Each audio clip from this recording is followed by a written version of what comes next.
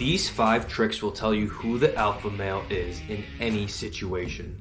Okay guys, welcome back to the channel. So when you want to identify who the alpha male is, there's 5 subtle ways that you can identify who this is. Now, what is an alpha male? An alpha male is usually the more confident, physically stronger, emotionally stronger leader of a pack, right? So alphas can be determinate on situations. So you may be the alpha in your group, but there may be another man who is the alpha above you in another group. So you may be the alpha in one situation, he may be the alpha in another situation, some other guy may be an alpha above him. So it very much changes by situation, by group, by little tribe. So how do you identify who the alpha male is in any situation? Number 1, when you're walking down the street and you're crossing each other, you're about to pass, and you lock eyes, the first one to look down or away is the beta male. And what does this mean? This goes off the confidence factor. So when you're walking past the other guy and you guys lock eyes, the first one to look away is the weaker male. And the reason for that is because they're scared that they're going to intimidate in a very primal way the alpha male, and the alpha male will attack. So that's what you're doing when you're crossing another male and you're looking in each other's eyes, and the one that looks away, he's trying to avoid a conflict. He is flighting, right? So when we talk about fighting or flighting, that's what looking away actually is. He is doing the flight, and whoever does the flight is the beta male. Whoever is looking straight on and stays connected is fighting, because they have the confidence and know and feel, and there's an energy that they know they can beat the other one in any situation, right? The one that's looking away doubts or doesn't think they can beat the other male. So it's almost this instant energy and a focus and exchange of power that is evident from this very subtle body language cue. Number 2, if you're with another man and you can talk to him in a joking kind of kid brother way. So imagine it like this. Out of the two of you, whoever is talking to the other in a more joking manner and talking to the other like he is his kid brother, that's the alpha. And whoever is receiving the body language and verbal language as the kid brother is the beta. And this often has to do with age, because age plays a factor in who the alpha is. Obviously, more times than not, a 20-year-old is going to be the beta and a 35-year-old is going to be the alpha. This has to do with maturity, confidence, personal growth, physical size. So age does correlate with who the alpha is, but it's not always the case. Someone could be a 40-year-old beta and could be outshined by a 20-year-old alpha. So whoever talks to the other like they are higher than or the big brother of is the alpha. Number 3, whoever has the biggest member. So you likely will not see this on the street, and you likely won't see this unless you have an intimate relationship with the other man. And I don't mean sexual relationship, although it could be that. But what I mean is, say you've seen each other naked, right? Or you play a sport with each other and you're in a locker room or something like that. But usually the male with the bigger member is the alpha. And the reason for that is it's actually biological.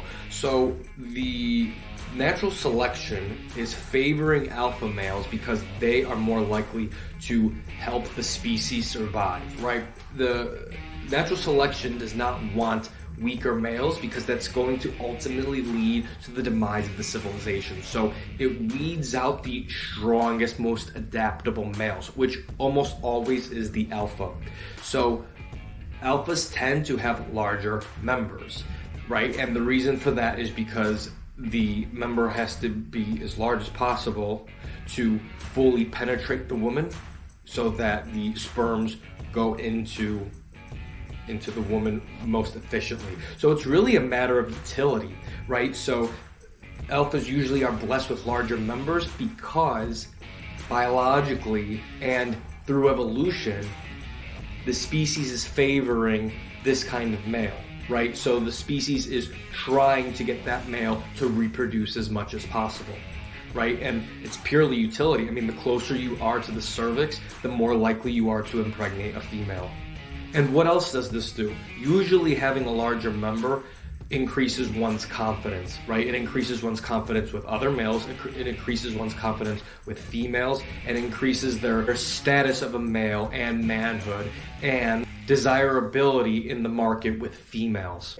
Number 4, the man who usually takes the lead in a group is most often the alpha male. So say you're in a group with another man or a couple of other men, and the one who takes the lead with the project or the sport or whatever the task at hand may be is usually alpha. And the ones that are looking around and looking for his advice and his approval are the betas. Now, this doesn't always pan out in the real world because the way that our society is based, it doesn't always favor the alpha male in this situation. A good example is work. So if you're working in software engineering, or some kind of office role, right?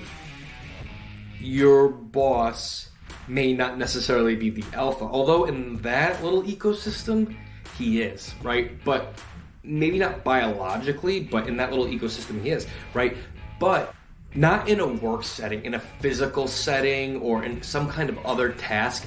The one who usually takes the leadership role will be the alpha. So if you are not doing that and you see another man doing that, and the other men specifically and women are looking towards that man's approval, he's the alpha. Number 5, the man in the group who leads the conversation is usually the alpha. So say you're at any social setting, a bar, a party, some kind of team. The man who is tending to lead the conversation, so he's the one who's coming up with the ideas for the conversation. He's the one contributing most to the conversation. He's the one that people are listening to. He's the one that people are physically looking up to and watching his every move, what he's going to say, how he's going to contribute to the conversation, how he's going to add value to the group. That's the alpha male. So if you're at a party and you're kind of on the sidelines and there's another guy dominating the conversation, people are looking more at him, both males and females, he's the alpha. Now, if you're the one that's kind of in the center of the conversation, making the jokes, people are kind of naturally gravitating towards you, people are naturally seeking your approval in a social setting, then you are the alpha. Okay guys, if you like this kind of content, make sure you subscribe, share and like this video, leave me a comment below, let me know any other tips you have on identifying the alpha in any situation. Okay guys, until next time, take care.